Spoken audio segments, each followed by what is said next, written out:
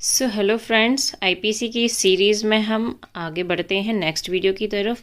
और आपका फिर से स्वागत है लीगल टॉपिक्स में। तो चलो चलते हैं नेक्स्ट सेक्शन की तरफ। तो हमारा नेक्स्ट सेक्शन है public servant. The word public servant denote a person falling under any of the description here and after following, namely. First में यही दे रखा है कि इसका जो सेम है, एंड सेकंड में every commissioned officer in the military, okay, naval, air और मिलिट्री, मतलब जो वायुसेना है, जल सेना है, थल सेना है, उन सब के वो भी सब पब्लिक सर्वेंट में माने जाएंगे। और जो जजेस हैं वो सब पब्लिक सर्वेंट में माने जाएंगे। मतलब जो भी सरकारी, जो आप बोल सकते हैं, या फिर जिन जो ड्यूटी कर रहे हैं सरकार के लिए, वो सब जूरी मैन वगैरह, एक्सेसर और panchayat assistant, court justice and public servant, ये सब पब्लिक सर्वेंट में ही आएंगे। 21 में ये बताया गया है। तो पब्लिक सर्वेंट को ज़्यादा अपना इतना कंसिडर करने की ज़रूरत नहीं है। बस इतना जान लीजिए कि जो भी पब्लिक सर्वेंट मीन्स की जो सेंट्रल गवर्नमेंट के लिए या स्टेट गवर्नमेंट के लिए अपनी ड्यूटी कर रही है, उसके लिए हम पब्लिक सर्वेंट हम यहाँ पर यूज़ करते हैं। देन जो ये इतने जो 6th 7th 8th 9th में, इनमें एक एक वर्ड आप की वर्ड पकड़ लीजिए। जैसे यहाँ पे every officer of the government, ठीक है, जो गवर्नमेंट के लिए काम कर रहे हैं।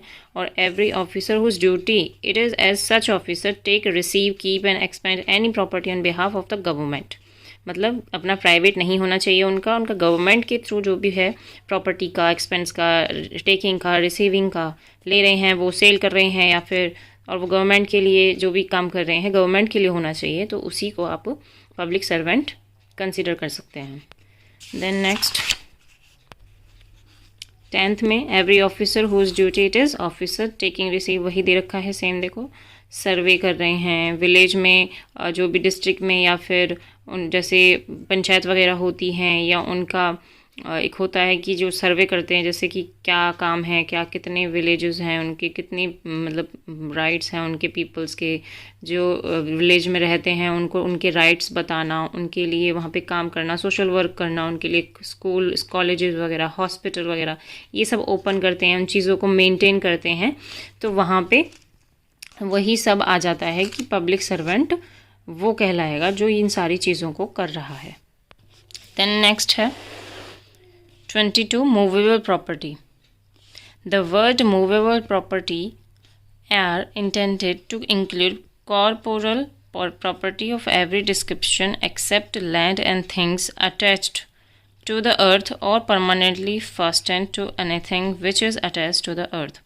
मूवेबल प्रॉपर्टी का मीन्स है यहाँ पर जो मूव करती हो, जो इधर से उधर जा सकती हो, जो अटैच नहीं है अर्थ से, उस चीज़ के यहाँ पे बारे में हो रही है बात कि जो मूवेबल प्रॉपर्टी है वो मूव करनी चाहिए बेसिकली। तो यहाँ पर मूवेबल प्रॉपर्टी जैसे बाइक हो गई, या कोई और आपकी चीज़ हो गई, कार हो गई, ये सारी चीज़ें मूवेबल प्रॉपर्टी में आती हैं, जो फिक्स नहीं हैं, जो अर्थ से जुड़ी हुई नहीं हैं, मतलब जो परमानेंट एक जगह रुकी हुई नहीं है, उनके लिए यहाँ पे बात की गई है। तो मूवेबल प्रॉपर्टी जो कि फिक्स नहीं है, जो मूव करती हों, वो सारी चीज़ें मूवेबल प्रॉपर्टी हैं। चल संपत्ति जिसे बोलते हैं, चल जो मतलब इधर से उधर आ जा सके। Then 23 wrongful gain, wrongful loss and, हाँ ये gaining wrongfully, it's very important guys, यहाँ पे आप इसको टिक कर लीजिए, ये बहुत इंपॉर्टेंट है एग्जाम के पर्पज से। wrongful gain is gain by unlawful means of property to which the person gaining is not legally entitled.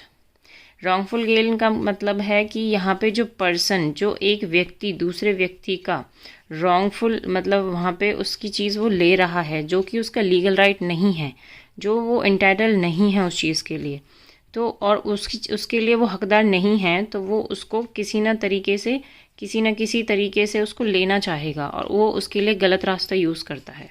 तो यहाँ पर उसके लिए बोला है कि अनलॉफुल मीन्स मतलब गलत तरीके से उसको हासिल करेगा प्रॉपर्टी को, तो वो रॉन्गफुल गेन कहलाता है। जो उसको वो प्रॉपर्टी मिलेगी तो रॉन्गफुल गेन में जाएगा ये सब।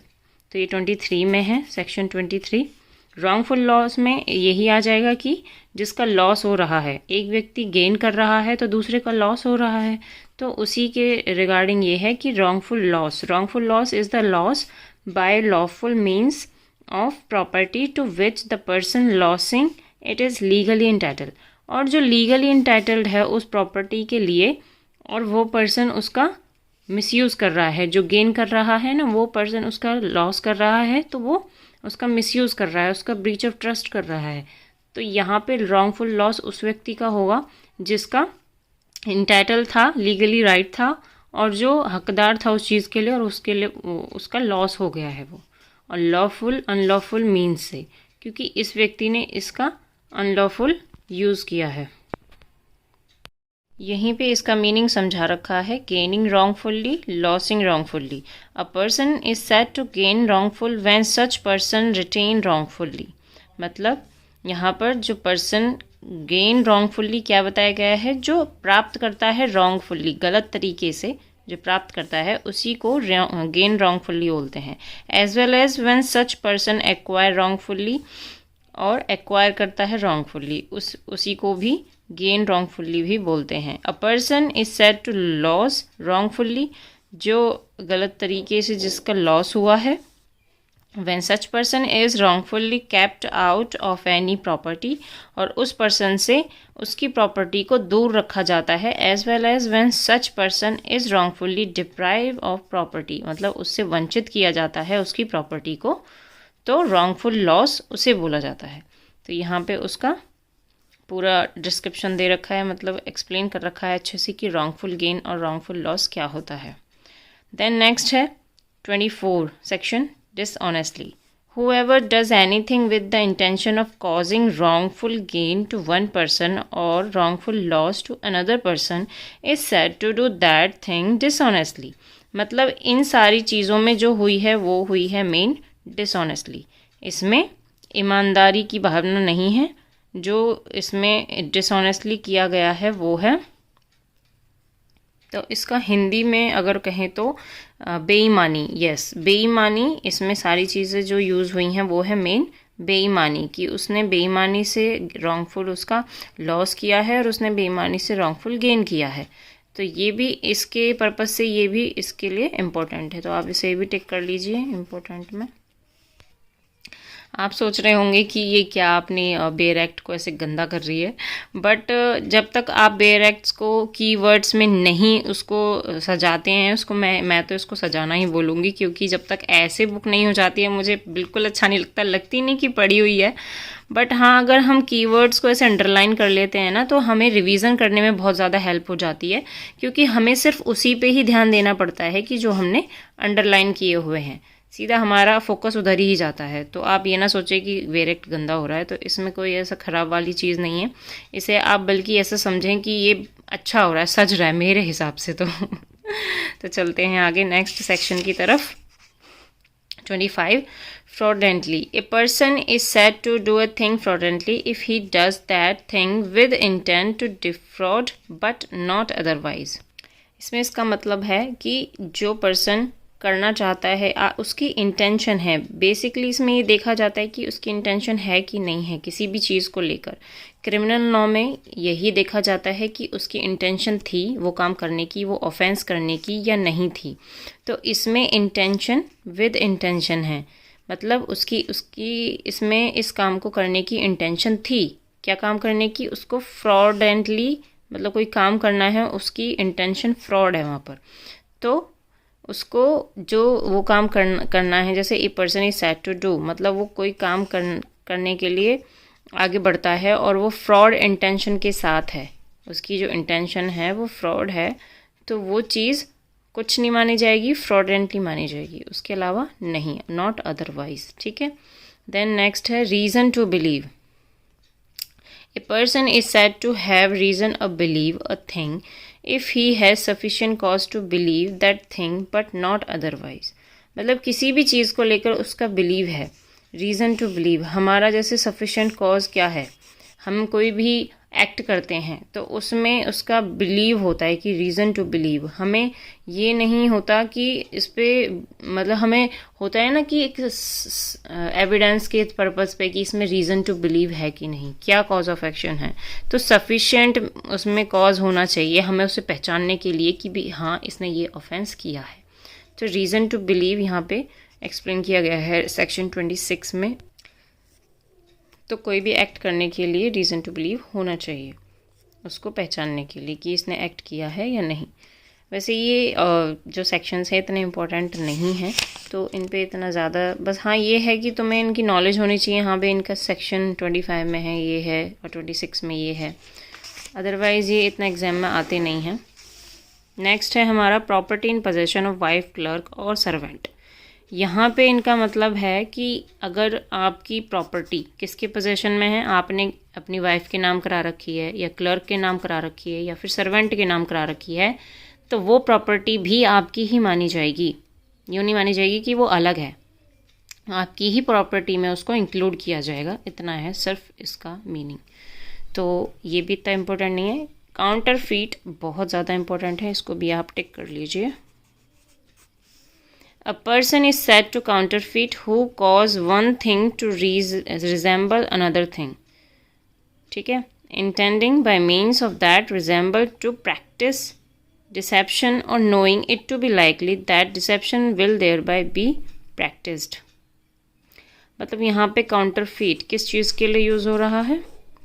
किसी चीज़ को छुपाने के लिए, किसी चीज़ को जानते हुए कि करने के लिए, उसको छुपाने के लिए, उसको मतलब दूसरा बना के दिखाना कि हाँ भाई, मतलब धोखाधड़ी करना किसी पर्सन के साथ कि हाँ भाई ये चीज़ है, मतलब उसको जो चीज़ चाहिए उसको ना दिखा के दूसरा मतलब उसका कुछ रूप बना देना या कुछ काउंटरफीट, उस चीज़ को बोलते हैं बेसिकली। उसका जैसे काउंटरफीट कोई भी डॉक्यूमेंट है ना, अगर कोई डॉक्यूमेंट है या कोई किसी की फ़ोटो है या फिर किसी का बहुत ज़्यादा इम्पोर्टेंट जैसे प्रॉपर्टी के सर्टिफिकेट वगैरह होते हैं, तो उनको जालीदार बना देना या उसी के जैसा बना देना, प्रतिलिपि बना देना उसी के जैसी, तो उस चीज़ को मतलब जैसी दिख रही है वैसी नहीं होना, उस चीज़ को काउंटरफीट बोलते हैं। उस चीज़ में धोखाधड़ी करना कि ये ओरिजिनल है, ये उसी की है, या फिर वो अपनी बताकर किसी और की होती है और अपनी बताकर उसको झूठा दावा करना कि ये मेरी है, तो उस चीज़ को काउंटरफीट बोलते हैं। तो ये सेक्शन 28 में कवर होता है। ओके, देन है document 29. It's also important, guys. Mark it. Document. The word document denote any matter expressed or described upon any substance by means of letter, figure or marks or by more than one of those means intended to be used or which may be used as evidence of that matter. Documents का मतलब यहाँ पे वही है, कोई किसी में भी अगर लेटर्स हैं या कोई फिगर बना हुआ है, कोई चित्र बना हुआ है, या किसी का मार्क्स है, कोई ऐसा मार्क्स है जो उससे उसकी पहचान होती हो, या बाय मोर और भी कोई चीज़ें हो सकती हैं, बहुत सारी चीज़ें हो सकती हैं। तो इन सब का मतलब यहाँ पे अगर एविडेंस के लिए यूज़ हो रहा है तो उस चीज़ को हम डॉक्यूमेंट कंसिडर करेंगे। डॉक्यूमेंट्स का मतलब ये नहीं है बिल्कुल ही कि सिर्फ कागज़ का जो टुकड़ा है वही डॉक्यूमेंट माना जाएगा। यहाँ पे लेटर्स, फिगर्स, मार्क्स, मैंने आपको इनका मतलब भी समझा दिया है, तो इन चीज़ों को भी कंसीडर किया जाएगा एज ए डॉक्यूमेंट। तो डॉक्यूमेंट सिर्फ आप ये ना सोचें कि जो चेक होते हैं वही सिर्फ डॉक्यूमेंट होते हैं, बट इन चीज़ों को भी यहाँ पे कंसीडर किया गया है as a document. Okay, I hope you understand. Then next है 29A। 29 में डॉक्यूमेंट हो गया है, ओके गाइज, एंड 29A में इलेक्ट्रॉनिक रिकॉर्ड्स हैं। ये अमेंडमेंट हो गया था 2000 में। तो the word electronic record shall have the meaning assign to them in clause T of sub section 1 of the section 2 of the information technology act. ये इसमें अमेंड हुआ था, जो एक्ट ये है इंफॉर्मेशन टेक्नोलॉजी एक्ट।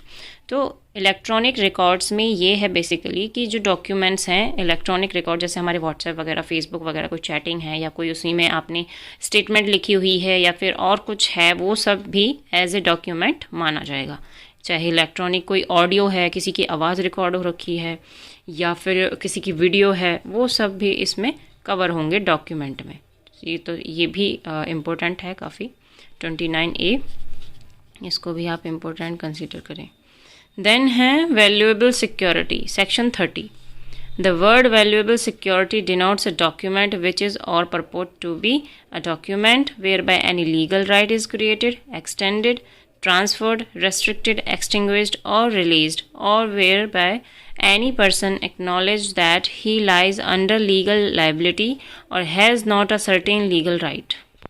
यहाँ पे इसका बेसिकली मीन्स आता है जैसे कोई डॉक्यूमेंट है, ठीक है, उसमें क्या रहा है, क्या पर्पज़ है उसका, उसका है कि किसी का उसमें लीगल राइट्स क्रिएट हो रहा है, मतलब आपका किसी भी इंसान का या किसी भी व्यक्ति का कोई लीगल राइट उसमें क्रिएट हो रहा है कि भाई इसका ये हक है उस डॉक्यूमेंट में, और वो उस राइट को बढ़ाता है, मतलब उस चीज़ से जैसे उसको जितना मिल रहा है उससे ज़्यादा उसको उसमें डिनोट्स कर रखा है कि इस डॉक्यूमेंट में इसका इतना नहीं, इससे ज़्यादा है। और कोई लीगल लाइबिलिटी भी, अगर आपका लीगल राइट है तो लीगल लाइबिलिटी भी ऑफ कोर्स होगी। तो उसमें अगर उस डॉक्यूमेंट में लीगल लाइबिलिटी भी अगर उसमें शो हो रही है और सर्टेन लीगल राइट्स, तो इसमें जो ऐसा डॉक्यूमेंट है जिसमें कि लीगल राइट्स उसमें क्रिएट हो रहा है या बढ़ रहा है, या फिर लीगल लाइबिलिटी उसमें शो हो रही है कि भाई तुम्हारी ये ड्यूटीज़ हैं इस व्यक्ति के प्रति, और तुम्हारी ये राइट्स हैं इसमें, तो वो सारे डॉक्यूमेंट्स जो ये सारी चीज़ें उसमें कंसीडर हो रही हैं, तो उसको वैल्यूएबल सिक्योरिटी के रूप में देखा जाएगा, माना जाएगा as a evidence in the court. Okay, तो आप इनको कीवर्ड्स को आप इनको हाईलाइट कर लें जैसे कि मैंने कर रखे हैं, क्योंकि ये आपको बहुत ज़्यादा हेल्प करते हैं जब भी आप रिवीजन करते हैं या आपका एग्ज़ाम होता है तो आप जल्दी जल्दी रिवीजन करते हैं, तो सिर्फ आपका इन पे ही फोकस जाएगा। और वैल्यूएबल सिक्योरिटी में ये ही सारे 3-4 पॉइंट हैं, जैसे लीगल राइट्स एक हो गया, 2 ये एक्सटेंट, एंड तीसरा legal liability and certain legal rights चौथा ये। तो इनमें से ऑप्शन वाइज भी आ जाते हैं, तो आप इनमें सारे में टिक कर सकते हैं अगर इनमें से आते हैं। ऑल ऑफ द अबव आता है तो आप वो भी टिक कर सकते हैं, तो ये आपको इजीली लर्न हो जाएं, इसलिए इनको हाईलाइट करें हाइलाइटर से। तो गाइज़ मैंने तो ऐसे ही कर रखा है, तो आप मर्ज़ी है, आप अंडरलाइन भी कर सकते हैं किसी भी पेन से, या फिर आपके पास हाइलाइटर है तो आप हाइलाइटर का भी यूज़ कर सकते हैं। तो आई होप गाइज़ आपको ये सारी चीज़ें समझ में आ रही हैं। अगर नहीं है, कोई प्रॉब्लम है, तो आप मुझे कमेंट बॉक्स में बता सकते हैं। और आज के लिए इतना ही काफ़ी है, क्योंकि फिर ज़्यादा लंबी वीडियो हो जाती है। तो नेक्स्ट हम वीडियो में आपके और सारे सेक्शंस कवर करेंगे। आज के लिए इतना ही। Thank you so much, and please subscribe my channel and hit the bell icon. Thank you so much.